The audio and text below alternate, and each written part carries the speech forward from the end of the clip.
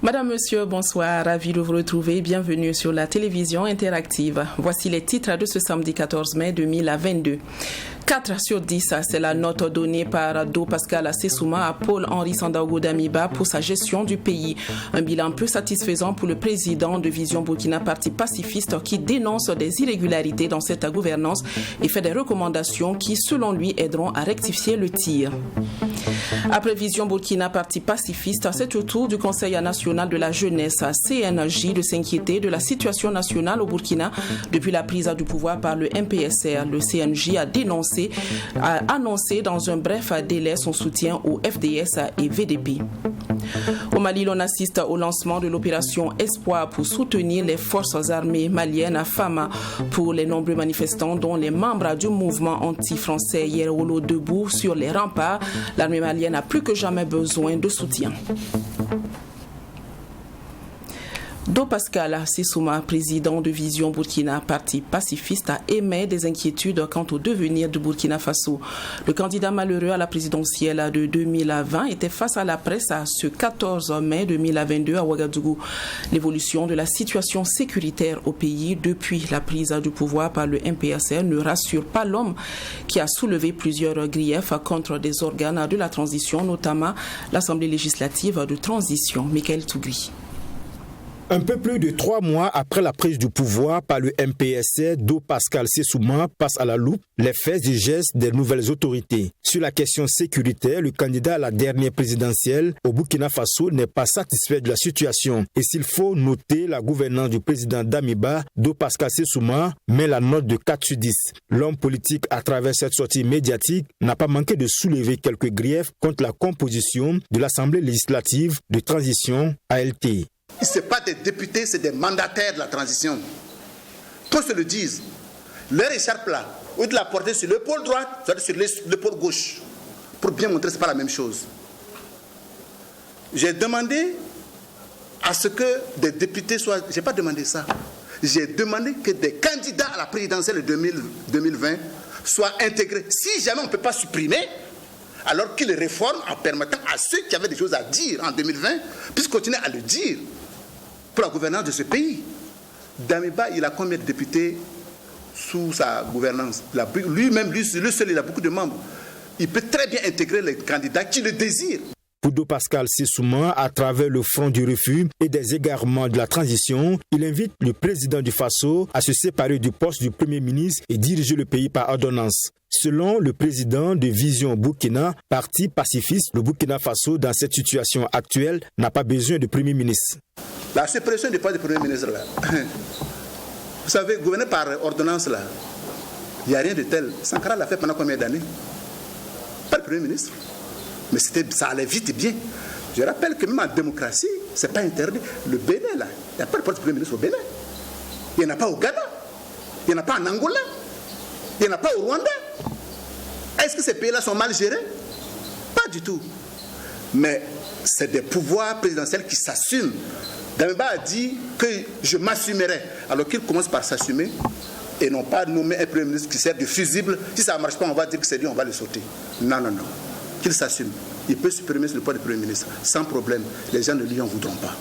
Vision Burkina, parti pacifiste en termes de proposition, invite les nouvelles autorités à appliquer l'intégralité des recommandations de la commission technique chargée de l'élaboration de la charte de transition. Do Pascal Sessouma veut une transition de 18 mois avec les pleins pouvoirs au président du Faso.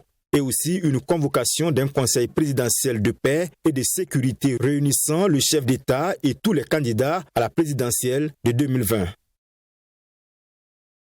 Le Conseil national de la jeunesse CNJ a aussi tenu une conférence de presse ce samedi 14 mai 2022 à Ouagadougou.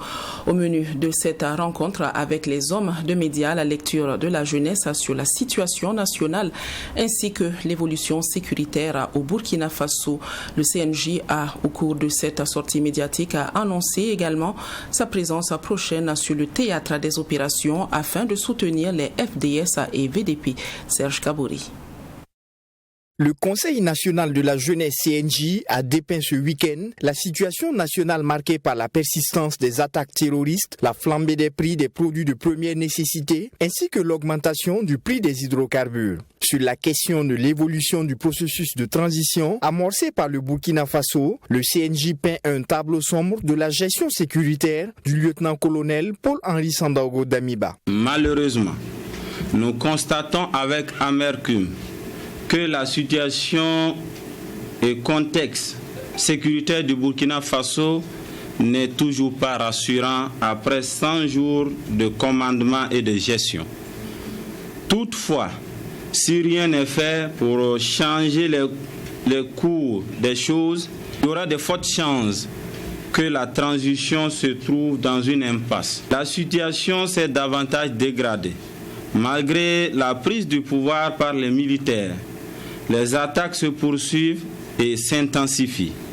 Plusieurs localités sont soumises au blocus des groupes armés. Se fondant sur la cherté de la vie, la réduction du pouvoir d'achat des citoyens ainsi que la grogne estudiantine du fait de leurs conditions de vie et d'études, le CNJ dénonce la situation de la jeunesse et appelle les autorités de transition à changer le fusil d'épaule. Le CNJ, dans son rôle de veille citoyenne, d'alerte et de proposition d'action, appelle les autorités de la transition à prendre la mesure réelle de la situation nationale et à engager des actions courageuses pour rectifier la trajectoire de la transition.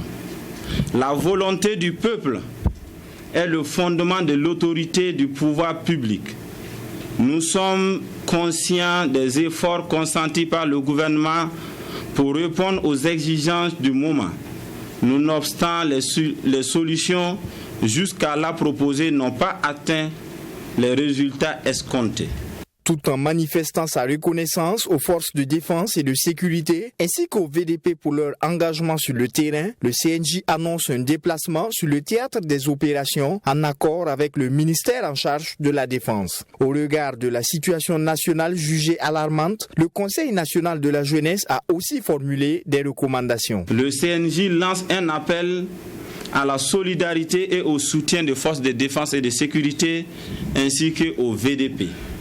Exhorte le gouvernement à rencontrer les partenaires sociaux, les forces vives, afin d'une harmonisation de compréhension des objectifs et orientation de la transition. Interpelle le gouvernement à un encadrement du monde du transport, du commerce et de la prise de décisions communes favorisant la stabilisation des prix et l'augmentation du pouvoir d'achat du citoyen lambda. Tout en apportant son soutien dans la lutte menée par les étudiants pour une amélioration de leurs conditions, le Conseil national de la jeunesse invite par ailleurs les populations à une contribution d'idées ou de solutions novatrices afin de faciliter les actions de stabilité et de restauration du territoire national. Le président de l'ONG Urgence panafricaniste a animé un meeting aujourd'hui à la Maison du Peuple de Ouagadougou. Arrivé au Burkina Faso cet après-midi même, Kémy Séba dit être venu mobiliser la jeunesse burkinabé à marquer son désaccord vis-à-vis de l'impérialisme français. Il annonce de ce fait un rassemblement la semaine prochaine pour, dit-il, exprimer sa colère face à la politique française en Afrique en général. Kémy Séba est au micro de Abdoulrahim Magnéni. Pour l'amour de l'Afrique, nous battons pour rendre à l'Afrique ses lettres de noblesse.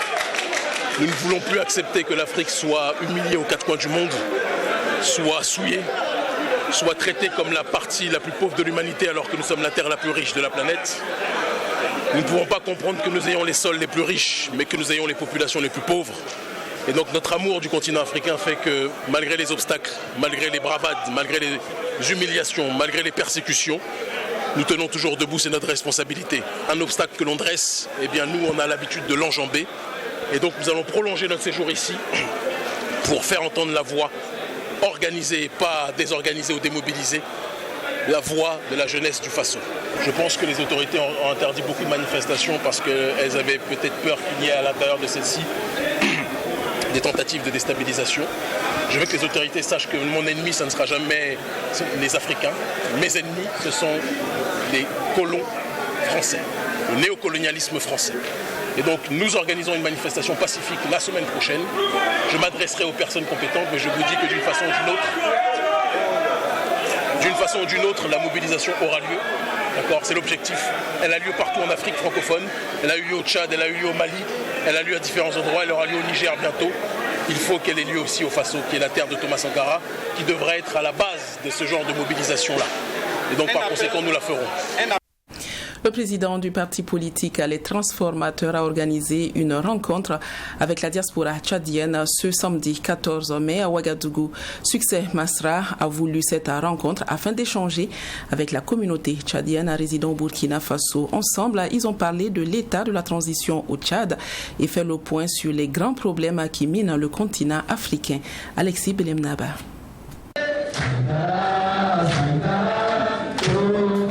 C'est une chanson improvisée ici à cette rencontre d'échange de la diaspora tchadienne avec Dr Succès Masra, le président du parti Les Transformateurs, en l'honneur du feu président Thomas Sankara. Surnommé le Tché africain, l'homme aurait insufflé le courage de la liberté à travers sa révolution. L'homme aurait également inspiré Dr Succès Masra, qui, du haut de cette tribune depuis Ouagadougou, dépeint le mal dont souffrent toujours les pays africains, tout en lançant un appel à la jeunesse, au leadership. Le problème, c'est le manque de leaders serviteurs. Vous m'entendez? C'est le manque de dirigeants serviteurs. Et si vous n'avez pas de dirigeants serviteurs, et si on est dirigeant serviteur, la monnaie va servir le peuple. L'éducation va servir le peuple. Les écoles vont servir le peuple. Les hôpitaux vont servir le peuple, les infrastructures vont servir le peuple. Il n'y a même pas de débat à avoir. L'armée va servir le peuple. Battons-nous pour installer les dirigeants serviteurs dans nos pays et nous aurons la réponse à tous nos problèmes. La question du choix de partenariat des pays africains pour les relations internationales est également évoquée. À ce sujet, Dr Masra invite la jeunesse africaine à hisser haut les couleurs des différents pays à travers les idéaux de feu Thomas Sankara. Merci, l'Afrique doit être fidèle à des grands hommes comme Thomas Sankara. C'est aussi dans sa capacité à s'élever dans les hauteurs, à ne pas créer des amalgames. Parce que moi, Tchadien, je n'accepterai jamais que le drapeau du Tchad soit brûlé. Je vous dis, élevez le drapeau du Tchad. Ne rabaissez pas les drapeaux de notre peuple. Pour élever le drapeau de son pays, on n'a pas besoin de rabaisser le drapeau de notre peuple. Si nous, qui voulons être considérés comme parmi les milliers de Sankara, nous nous trompions et que nous remplacions le drapeau d'un pays par un autre pays, nous n'avons rien compris. Ne remplacez pas le drapeau de la France par le drapeau de la Russie. Élevez le drapeau du Tchad, du Burkina, du Mali, du Rwanda, du Nigeria, de l'Éthiopie. Vous n'avez pas besoin de les remplacer par les drapeaux d'autres pays. Mais un pic est lancé aux dirigeants français. Ces cris ne sont pas des sentiments anti-français, c'est des sentiments pro-leadership serviteur et pro-Afrique. Si les dirigeants français qui n'incarnent pas le peuple français, il faut bien faire la différence. Si les dirigeants français continuent à sacrifier les valeurs de la France pour des intérêts de court terme immédiats, ils finiront par sortir définitivement du cœur des Africains. Liberté, égalité, fraternité, opportunité, solidarité, ce ne sont pas des valeurs françaises, ce sont des valeurs universelles, des valeurs humaines. Je peux d'autant le dire que moi-même je suis petit-fils de Thomas qui est berceau de l'humanité. Ce sont des valeurs humaines. Pour le président du parti Les Transformateurs, l'heure est venue pour la France de ne plus regarder l'Afrique 3.0 avec les loupes du XXe siècle.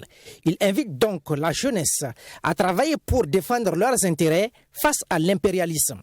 Et pour y arriver, dit-il, cette jeunesse doit aussi avoir la haine de l'injustice et la transformer par un engagement afin de tracer le chemin du développement.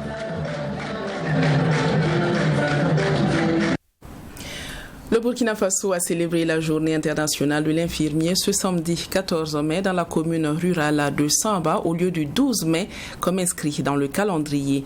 La célébration en différé de cette journée a été une opportunité de réflexion pour l'ensemble des acteurs du système de santé sur les conditions de travail des professionnels du domaine. Sarah Kaboré avec la voix de Adams Khaled Ouedraogo. C'est ici, dans la commune rurale de Samba, que le Burkina Faso célèbre en différé la journée internationale de l'infirmier et de l'infirmière. En première ligne de la prévention des maladies et des soins primaires, ces professionnels de santé sont parfois confrontés à d'énormes difficultés. Des difficultés qui entravent l'exercice de leurs fonctions et qui pourraient même compromettre l'avenir des infirmiers et des infirmières. C'est pourquoi ces professionnels de santé mettent à profit cette journée pour faire un plaidoyer auprès du ministère de la Santé pour l'amélioration de leurs conditions de travail. C'est bien vrai que nous avons la chance d'offrir nos services, mais sur le terrain nous rencontrons des difficultés, notamment la disponibilité du matériel et l'exigu des infrastructures, pas mal de difficultés, souvent même en matière de communication avec les patients, tout ça. Et actuellement, le nombre est insuffisant, mais nous voyons que non, ils ont arrêté les recrutements de nos petits frères, de nos petites sœurs, ils ont fini. Donc vraiment, nous demandons au gouvernement s'il peut faire beaucoup de choses pour nous. Ça va nous aider notamment à la gestion des carrières et surtout se pencher vraiment sur les problèmes que nous vivons dans les hôpitaux. Nous manquons de beaucoup de choses dans nos hôpitaux. Pas seulement sur le matériel, mais les différentes qualifications et même l'accessibilité. Nos infrastructures sont très limitées et nous n'arrivons pas à offrir tout ce que nous pouvons à notre population. Alors que nous voulons vraiment être comme Florence Nightingale, être là tout le temps avec notre lampe au vu de la population. Oui, ils veulent être comme Florence Nightingale, la première infirmière considérée comme la pionnière des soins infirmiers. Son combat pour des soins de qualité lui a valu cette reconnaissance, d'où le choix de sa date de naissance pour célébrer la journée internationale de l'infirmier et de l'infirmière. Le ministère en charge de la santé rassure de son engagement à accompagner ces professionnels de santé à la recherche de solutions efficaces et efficientes. Comme l'a si bien dit les recommandations issues donc de la 74e Assemblée mondiale de la santé, le ministère de la Santé va continuer à renforcer les compétences des agents de santé à travers la formation. Le ministère de la Santé va continuer également à renforcer tout l'équipement dont a besoin les agents de santé. Le ministère de la Santé fera en sorte que les agents de santé soient en tout cas des leaders auprès de leur communauté parce qu'ils ont besoin de respect, ils ont besoin d'être protégés. Et pour cela, il faut les accompagner dans l'accomplissement de la tâche. Par ailleurs, Dr Narcisse Naré invite ses professionnels de santé à plus d'ambition et d'ardeur au travail. La profession infirmière, une voie faite pour diriger, investir dans les soins infirmiers et respecter les droits pour garantir la santé mondiale, c'est le thème retenu pour cette année. La 6e édition de Nations Children Voice ou Voix des enfants de la nation a connu son épilogue ce samedi 7 mai 2022 dans la salle du Palais de la culture de Bobo-Dioulasso, initié par Esther Barrault. Cet événement était placé sous le thème Droits et devoirs de l'enfant dans le processus de développement du Burkina. Tribune de promotion et de l'excellence de la culture burkinabé. Ce rendez-vous de 2022 a eu pour lauréate Olivia Dabo. Joseph Koudougou. Bobo-Dioulasso a abrité la finale de la 6e édition de Nations Children Voice ou Voix des enfants de la nation. Un concours d'art oratoire et de valorisation des tenues traditionnelles au profit des élèves des écoles primaires, publiques et privées. Et c'est Olivia Davou qui est l'heureuse lauréate de l'édition 2022 de ce concours. Elle repart avec un ordinateur portable, un vélo et des kits scolaires. Vraiment, nous avons découvert les talents, les enfants de talent. Je pense que les enseignants et les parents ont fait un travail formidable à la base. Et nous espérons vraiment, nous avons de l'espoir pour ces enfants. Cette édition était placée sous le thème « Droits et devoirs de l'enfant dans le processus de développement du Burkina Faso ». Une activité à mettre à l'actif de ST Label. J'ai initié cette activité tout d'abord pour former les enfants. Et au-delà même de l'esprit de la compétition, nous travaillons pendant 3 mois avec les enfants. On a une formation en art oratoire, en art culinaire, il y a des visites guidées, une formation en informatique et également des petits métiers. On a fait les perlages, la poterie et la fabrication des jus. On a fait beaucoup de choses. En fait, on veut concilier la pratique à la théorie. Voilà, parce qu'à l'école, on ne peut pas tout apprendre. Et c'est une aventure d'apprentissage, de découverte et de divertissement pour les enfants. Et je pense qu'on est sur la bonne voie parce que les enfants apprennent vite en s'amusant et quand ils vont grandir, ils vont toujours, en tout cas, garder ce qu'on les a inculqué, surtout en matière de formation pratique. Et avec les personnes ressources, nous espérons en tout cas chaque fois relever les défis. Une initiative saluée par les accompagnateurs qui à leur tour décident d'inscrire leur soutien sur la durée. Vous voyez, est-ce qu'on peut dire non à de telles initiatives? C'est des initiatives nobles. Oui, vous savez, on sait tous que les enfants, c'est l'avenir en fait. C'est l'avenir, donc on ne peut pas dire non à de telles initiatives. Oui, j'ai apprécié, j'ai adoré. Vraiment des initiatives à encourager et à accompagner. Et on pense que l'année prochaine, on sera là encore pour la 7e édition. Et pour joindre l'utile à l'agréable, les artistes, chanteurs et humoristes étaient également au rendez-vous. Rendez-vous est pris l'année prochaine pour la 7e édition.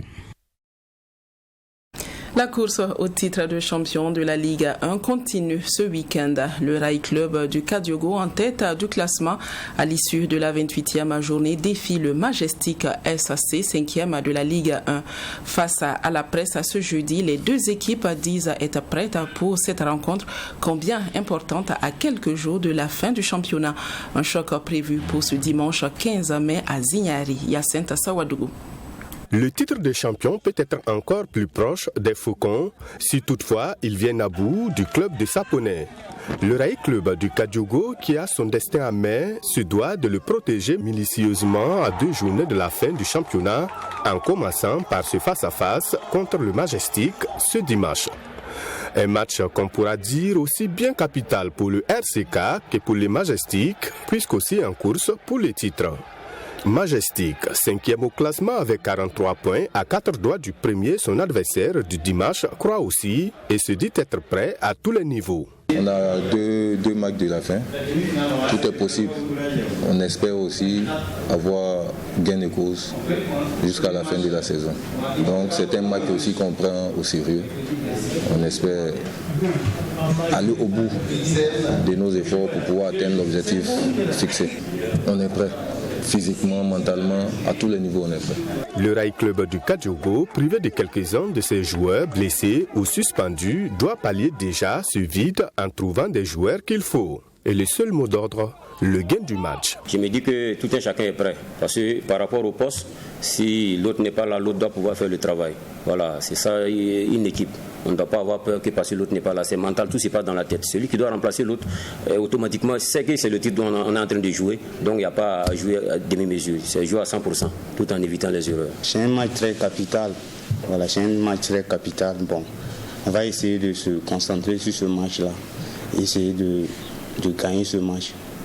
Voilà, si on a gagné ce match, bon, on sait que bon, on est aussi proche de quelque chose. Pour rappel, le choc Majestic RCK, c'est pour ce dimanche à Zignari à 16h, un stade où le club de Saponais a fait son quartier général. C'est donc dire que le futur champion du Burkina pourrait tracer son sillon à Zignari à l'occasion de la 29e journée. Au Mali, des milliers de personnes ont répondu présent à l'appel de plusieurs mouvements, dont celui anti-français Yerawolo, debout sur les remparts. Objectif à procéder au lancement d'une opération dénommée Opération Espoir pour un soutien populaire aux forces armées maliennes. Pour les manifestants, l'armée malienne a plus que jamais besoin de leur soutien pour la reconquête des territoires sous contrôle des groupes djihadistes. Reportage de notre correspondant au Mali, Boureima Soulou. Comme à chaque appel à manifestation, le monument de l'indépendance est pris d'assaut par des manifestants qui ont répondu à l'appel de plusieurs associations et mouvements pour le lancement de leur opération Espoir Tous Fama. Une opération qui se veut un soutien moral des militaires maliens en pleine offensive pour la reconquête des territoires sous le joug des terroristes. Je soutiens les FAMA. Les FAMA sont là pour nous, je suis là pour les FAMA. Raison pour laquelle je suis là. Bon, on est là pour supporter notre FAMA, notre compagnon d'armes, qui sont en train de monter en puissance au sud et au nord. Vraiment, ils sont là-dessus aujourd'hui. L'armée est très puissante aujourd'hui. Celui-là, c'est pour exprimer mon sentiment de patriotisme, d'appartenance au peuple malien et soutenir notre armée qui, le matin, le soir, la nuit, qu'il pleuve, qu'il vente, sous ce soleil ardent, sont là pour défendre la patrie, défendre le peuple malien. Alors, s'il y a une journée qui est destinée à soutenir cette armée, nous, on ne pouvait pas rester à la maison et croiser les bras.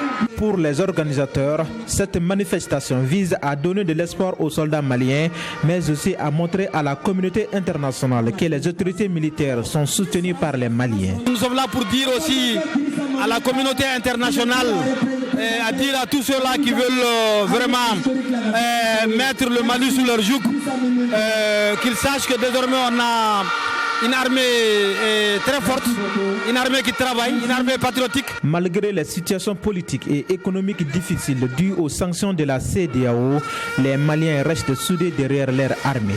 L'adhésion populaire pour la cause de l'armée est indispensable selon ces manifestants et membres du syndicat des commerçants du Mali. Je crois que l'adhésion populaire est très importante. Aujourd'hui, on suit la guerre à l'Ukraine. Tous les États du monde essayent d'avoir une adhésion populaire. Si l'armée est une émanation du peuple, quand le peuple sort pour soutenir l'armée, vraiment c'est au moins une innovation et puis c'est un plaisir et c'est très normal. Aujourd'hui au Mali, le seul sujet qui fait l'unanimité reste l'armée nationale. Des dizaines d'étudiants de l'école Cheoul Chagari ont lapidé jeudi dernier Déborah Samuel, puis brûlé son corps après avoir lu un commentaire qu'elle avait posté sur les réseaux sociaux, considéré comme offensant à l'égard du prophète Mahomet. La police a indiqué avoir arrêté 2 hommes et recherché d'autres suspects apparaissant sur une vidéo du meurtre qui a circulé sur les réseaux sociaux. En réaction, de jeunes musulmans sont descendus ce samedi matin dans les rues de Sokoto pour exiger la libération des 2 détenus. Au Nigeria, des chefs religieux demandent que justice soit faite suite à la lapidation à mort d'une étudiante chrétienne. Cette requête intervient quelques heures après le meurtre ce jeudi de Déborah Samuel, accusée de blasphème contre le prophète Mahomet suite à un commentaire sur les réseaux sociaux. Elle a été lapidée par des dizaines d'étudiants de l'école Cheoul Chagari, puis brûlée. 2 suspects ont été arrêtés selon la police. Le meurtre a eu lieu dans l'état de Sokoto où la charia est en vigueur parallèlement au droit commun. La loi islamique a été instaurée en 2000 dans 12 États du nord du Nigeria. Dans l'islam, le blasphème en particulier contre le prophète est passible de la peine de mort selon cette loi. Depuis 2000, seuls 2 musulmans ont été condamnés à mort par des tribunaux islamiques pour blasphème contre le prophète. Jeudi, le sultan, la plus haute autorité spirituelle des musulmans nigérians, ainsi que l'influent évêque de l'état de Sokoto, ont tous 2 condamné le meurtre en appelant au calme. Une vidéo partagée sur les réseaux sociaux montre Déborah Samuel morte, le visage en sang. C'est la fin de cette édition. Je vous laisse cogiter sur les cercles de fées de la Namibie présentes sur cette photographie. Ce sont de petites aires circulaires et énigmatiques sans végétation, de forme globalement arrondie ou hexagonale. Ce phénomène proviendrait d'un complexe système biosphérique. Il semblerait que ces cercles de fées soient le résultat d'un travail acharné de termites cherchant à se construire leur propre petit royaume et ainsi accéder à un peu plus de fraîcheur. C'est à creuser un peu plus pour mieux comprendre. Merci pour votre fidélité à 3TV. Je vous souhaite un agréable week-end. Bonsoir.